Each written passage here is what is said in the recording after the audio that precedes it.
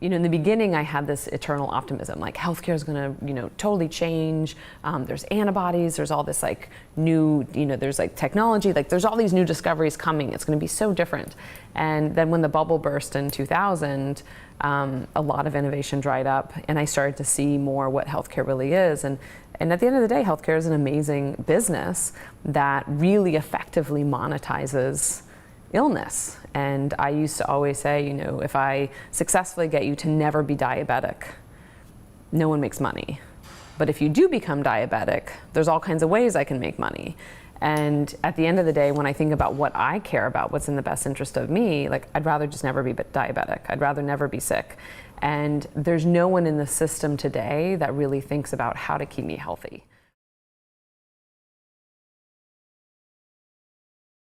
All these people with the right intentions who really care, but the ship's just pointing in the wrong direction.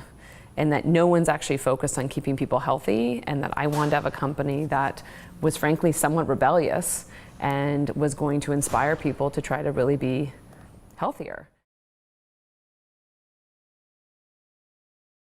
Like the main thing in healthcare is that you don't actually ever have a voice.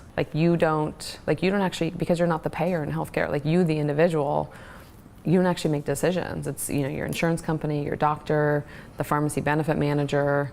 There's all kinds of people in the back who actually make decisions. And I think there's all this data now about, you go in for surgery and there's doctors coming into the surgery that you've never even met. So for me, what was transformative, like what we did to change the incentives, is to put you in the power seat. Because I feel like you make retail decisions that are in your best interest because you're actually the one paying the bill.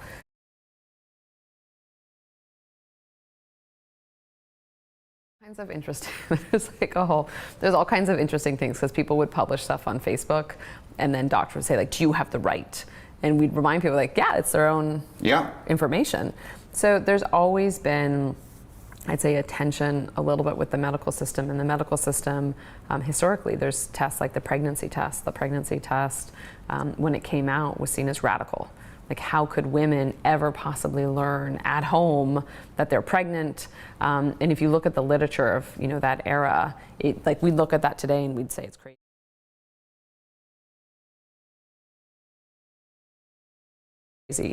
So one of my favorite papers is there's this JAMA paper, the Journal of American Medical Association from 1969, I think, where they asked doctors, would you tell your patients that they have cancer if they had a cancer diagnosis? And over 90% of them said no. So I always put that in context of it helps people understand physicians were trained in such a way. And so I don't blame the system or the individuals. It's just that that was the culture, that was thought of what was actually in your best interest. And I think what we do is as we empower consumers, we are showing that people actually can be, people want to be in charge of their health, they want the information, and they actually want to be in control.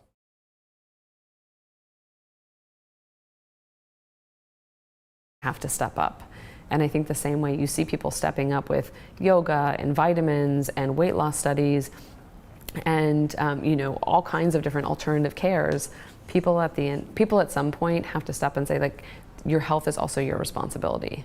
And I think the more that we can give people personalized information about themselves, the more that they are going to be willing to execute on taking care of themselves.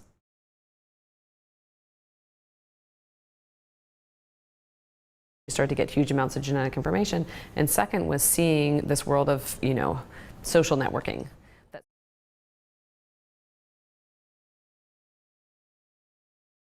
Social networking was happening, and you don't actually need the old guard to get things to happen. I could crowdsource. So it gave me this idea that, wow, if I just empowered everyone with their genetic information and I crowdsourced all this information, if I had the world's health information, what could I do?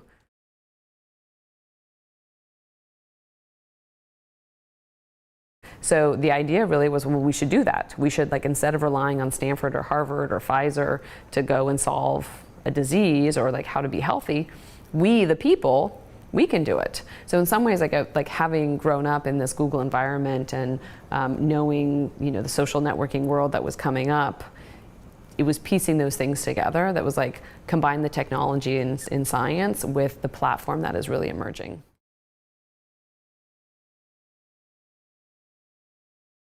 The whole beauty for me of genes, of genetics, is like you have gene by environment. And I always love like people debating, but is it your genes or is it your environment? I'm like, no, the whole beauty of it is that it's both. So like you might be genetically high risk for diabetes, but like you know, genetic ailments are 100% deterministic, meaning 100% likelihood that you're gonna get it. So that means there's an environmental component where you can potentially do something.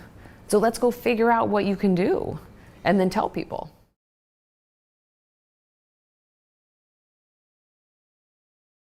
We recognize like more, we focus on the long term, like what do we need to do to get to this point? And I think as a leader, for me, one of the most important things is not to wallow on today, but to wallow on like, okay, in 2 years, this is what it's gonna look like, and these are the steps I need to do to get there. People love a vision and people love a plan. You just need to outline, like this is where we're going.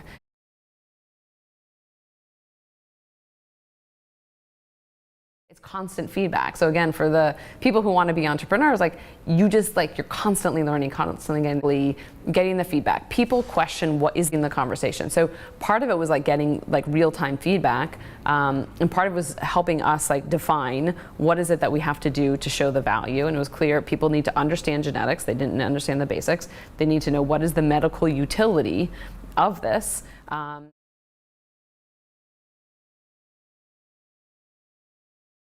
Yeah, it's like you speak with your data. So like I can make all kinds of claims, but like here's my data to actually support it.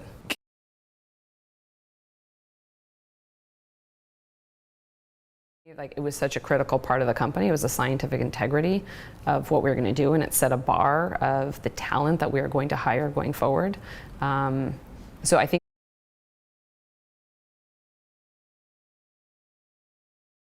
like when I look at the first 15 people, there's like a number of them are still here.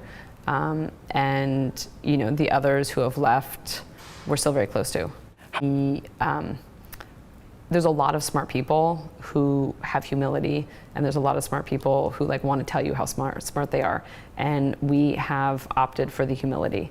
And I think it's really important to have people who are constantly open to feedback and constantly open to, you know, constructive criticism and learning about other areas.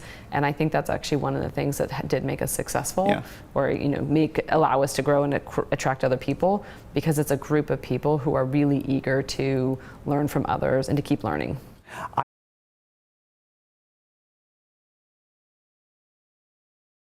Said like we thought we were like, I look at some of my old communication and I'm like, oh wow, that's embarrassing now.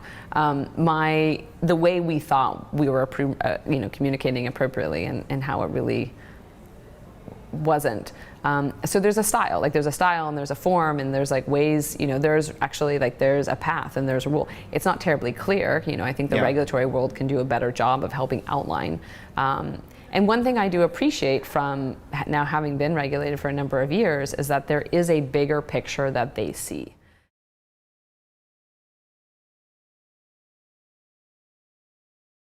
You have to show with data, and you have to show with data in lots of ways. So in that capacity, I don't really mind, because it's like they know a bigger picture story.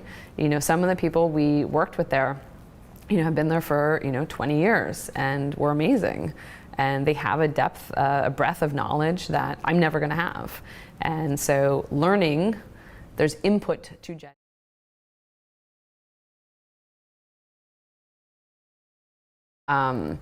we have a mission, we have a drive, like I know where we're going, and we continue, and when you stick with it, you really see a benefit.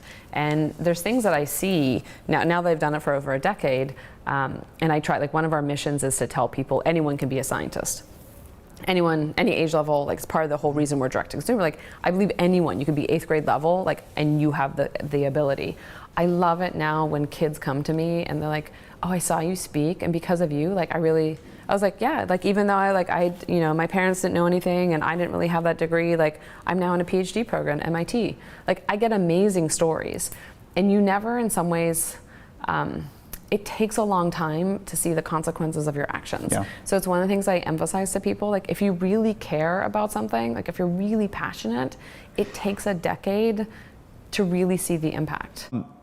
So you've done all these remarkable things as a company, and the one that I think is most remarkable or sort of most important to the future of the world is that I think in the last 11 years, genetic testing, because of you, has gone from something that people are afraid of to something that is now accepted as a really important part of putting people in charge of their lives and their health. But I'd love to hear what the next 11 years look like, and if we had this conversation in 2029, what we would be talking about and your proudest accomplishments then. So I said, like, my original mission, like if you think back to my Wall Street days, was like, I think the system is broken, like how am I going to be healthy? So success for me is like, I would like to be healthy at 100. So I now know I have my genetic information, I can learn about things, and I have set up this research machine where I can collect data from all my customers, we can make discoveries, we give those discoveries back to our customers. I have this amazing machine for discovery. Now I want to execute on the vision of like, I would like to be healthy at 100. So like success for me is, how do I just empowered you. I have 5 million people empowered to learn about themselves, and they could keep coming back. We collectively, as a 5 million person community and growing. Is that the biggest genetic data set in the world? By far, yeah. That's awesome. With health information. Yeah. But like to me, that's where like there's a power in what we can do now to make discoveries about prevention. So we have the drug discovery arm. To me, I look at it as like we have two aspects. Like you're healthy today. You want to keep staying healthy. You have a condition that like you just have this. Like so, we want to have drug discovery for that. Now we'd like to keep you healthy. And I think about what are the partnerships I can do? What's the community I can form to actually help you make behavior changes? So one thing I see all the time when I meet people, like again, all economic levels, all socioeconomic groups, people want to be healthier. They don't necessarily know how.